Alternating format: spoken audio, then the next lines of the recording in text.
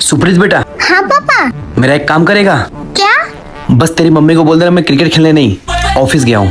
तो बदले में क्या मिलेगा? हवाई जहाज लेके आऊंगा। Deal done.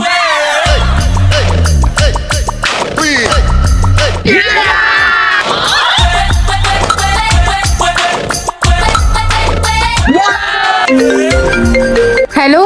हाँ भाभी। तुम्हारे भैया कहाँ है? भैया, भाभी का फोन आया। अरे बोल दे मीटिंग चल रही है बॉस के साथ। भाभी, भैया बहुत ही अर्जेंट मीटिंग में है। अच्छा ठीक है। भैया। कुछ तो गड़बड़ है।